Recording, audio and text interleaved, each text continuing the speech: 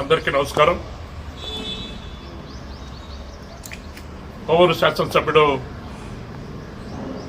నన్నపరెడ్డి ప్రసన్న కుమార్ రెడ్డి గారు నిన్న ఒక సమావేశంలో మాట్లాడుతూ గౌరవ మాజీ ముఖ్యమంత్రి వర్యులు తెలుగుదేశం పార్టీ అధ్యక్షులు చంద్రబాబు నాయుడు గారి మీద ఒక దుర్మార్గమైనటువంటి ఆరోపణ చేసేటువంటి కార్యక్రమం చేశారు.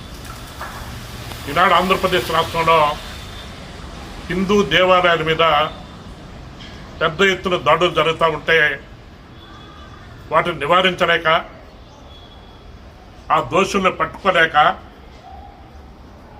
ఈనాడు ఆంధ్రప్రదేశ్ హిందూ దేవాలయాల మీద జరుగుతున్నటువంటి దాడులన్నిటికీ కారణం చంద్రబాబేనని, మత విద్వేషాలని రెచ్చగొడుతున్నాడని, మత కల్లోహాలు సృష్టించే ప్రయత్నం చేస్తూ ఉన్నారని తప్పుడు ఆరోపణలు చేసేటువంటి ప్రయత్నం చేశారు.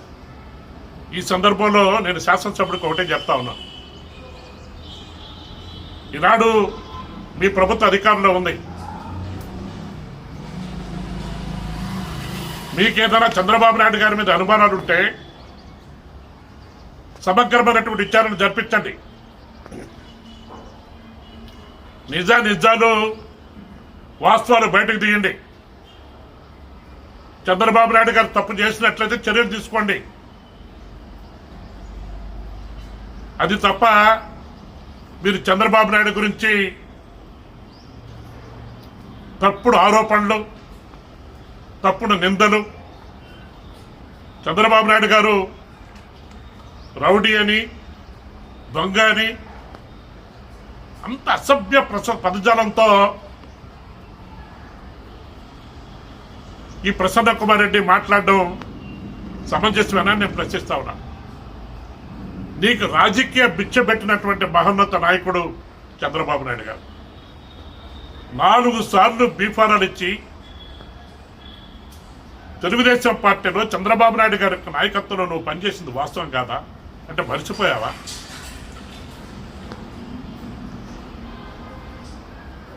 అటువంటి నాయకుడిని దుర్భాషలాడి, నిందారోపణలు చేసి, తప్పుడు ఆలోచనలతో, తప్పుడు విధానాలతో ప్రజలను మభ్యపెట్టేటువంటి ప్రయత్నం చేస్తా ఉన్నావు. నిరాశ నిస్పృహంలో ఉన్నటువంటి నువ్వు చంద్రబాబు నాయుడిని తిట్టి తద్వారా మీ యొక్క జగన్మోహన్ రెడ్డి ముఖ్యమంత్రి గారి దగ్గర మెప్పు పొందేటువంటి ప్రయత్నం చేస్తా ఉన్నాను. నీకేదో పదవులు వస్తాయని ఆశిస్తా ఉన్నావు. నీకు పదవులు వచ్చేటువంటి పరిస్థితి లేదు. నువ్వు శాసనసభ్యుడిగా పూర్తిగా విఫలమైపోయావు. పూర్తి డెల్టా ప్రాంతం ఉన్నటువంటి కోవూరు నియోజకవర్గంలో ఎడగారు పండించినటువంటి రైతాంగానికి అన్ని విధాలుగా ఇబ్బందులకు గురి చేసేటువంటి ప్రయత్నం చేశాం. రైతులకు గిట్టుబాటు ధర రాలా. మేము తెలుగుదేశం పార్టీ తరఫున డిమాండ్ చేశాం. పుట్టికి 5,000 రూపాయలు బోనస్ను చెల్లించండి. ధరల స్థిరీకరణ నిధిని ఏర్పాటు చేశారు. మీ మేనిఫెస్టోలో పెట్టారు. 3,000 కోట్ల రూపాయలు దాన్ని కేటాయించమని చెప్పారు. 3,000 రూపాయలు ఎక్కడ పోయినాయో మాకు తెలియటం లేదు. ఈనాడు రైతాంగానికి ఆదుకోవాల్సినటువంటి బాధ్యత మీ మీద లేదని నేను ప్రశ్నిస్తా ఉన్నా. కోవూరు నియోజకవర్గ ప్రజలు నిన్ను గెలిపించింది చంద్రబాబు నాయుడు గారిని తిట్టేదానికోసమా? చంద్రబాబు నాయుడు గురించి దుర్భాషలాడే దానికోసమా? నువ్వు కోవూరు నియోజకవర్గ శాసనసభ్యుడిగా పూర్తిగా విఫలమయ్యావు. పూర్తి స్థాయిలో అసమర్థుడిగా ఈరోజు పేరు తెచ్చుకున్నావు. నియోజకవర్గంలో ఒక అవినీతి సామ్రాజ్యానికి రాజులాగా నువ్వు కొనసాగుతా ఉన్నావు. ఈనాడు సంవత్సర కాలం నుంచి ఎర్ర గ్రావెల్ కోట్లాది రూపాయలు కుంభకోణం చేసేటువంటి ప్రయత్నం చేశాం. మరోపక్క ఇసుక మాఫియా, మరోపక్క మద్యం మాఫియా, భూమాఫియా, ఇవన్నీ చాలవన్నట్టు బుచ్చిరెడ్డిపాళెంలో ఉన్నటువంటి ఉబేర్ కోఆపరేటివ్ బ్యాంకు ద్వారా ఆ రైస్ మిల్లు కొని దాని ద్వారా కోట్లు దోపిడీ చేయాలని దుర్మార్గమైన ఆలోచన చేస్తా ఉన్నాం. నీ లక్ష్యమేంది? నువ్వు ఆలోచనేది?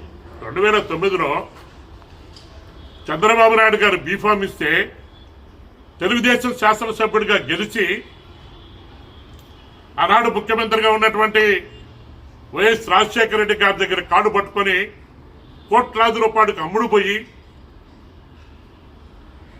తప్పుడు విధానాలతో తప్పుడు ఆలోచనలతో కోవూరు నియోజకవర్గానికి రాష్ట్రంలోని చెడ్డ పేరు తీసుకొచ్చేటువంటి ప్రయత్నం చేసింది నువ్వు కాదా? నువ్వా ముఖ్యమంత్రి చంద్రబాబు నాయుడు గురించి, మాజీ ముఖ్యమంత్రి చంద్రబాబు నాయుడు గురించి మాట్లాడేది?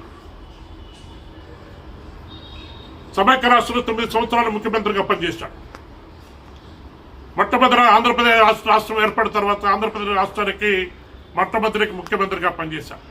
ప్రపంచ దేశాల్లో ఆంధ్రప్రదేశ్ రాష్ట్రానికి ఒక ప్రత్యేక గుర్తింపు తెచ్చేటువంటి కార్యక్రమం చేశారు. ఒక విజన్ ఉన్నటువంటి మహానాయకుడు చంద్రబాబు నాయుడు గారు. ఆయన గురించి నువ్వు ఇంత దారుణంగా మాట్లాడుతూ ఉన్నావంటే ఇది చాలా బాధాకరమైనటువంటి అంశం ఉన్నటువంటి విషయాన్ని నువ్వు గుర్తుపెట్టుకోవాలి. అందుకే నేను డిమాండ్ చేస్తా ఉన్నా,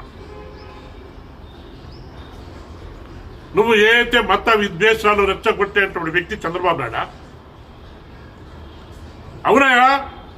నీ ప్రభుత్వ అధికారంలో ఉంది, మీ ముఖ్యమంత్రి జగన్మోహన్ రెడ్డి ఉన్నాడు. మీకు అనుమానం ఉంటే మీరు విచారణ జరిపించండి, న్యాయాలు పరిశీలించండి, తప్పు చేస్తే చర్య తీసుకోండి. అంతేగాని దుర్మార్గమైనటువంటి మాటలు మాట్లాడడం అనేది సమంజసం కాదన్న విషయాన్ని నువ్వు గుర్తుపెట్టుకోవాలి. ఈనాడు అన్ని విధాలుగా ఘోర వైఫల్యం చెందినటువంటి నువ్వు చంద్రబాబు నాయుడు గురించి ఏ మాటలు నువ్వు మాట్లాడు, ఆ మాటలన్నీ వెనక్కి తీసుకొని బేషరతుగా గౌరవ తెలుగుదేశం పార్టీ అధ్యక్షుడు చంద్రబాబు నాయుడు గారికి క్షమాపణ చెప్పాలని మేము తెలుగుదేశం పార్టీ తరఫున ముక్త కంఠంతో డిమాండ్ చేస్తా ఉన్నాం.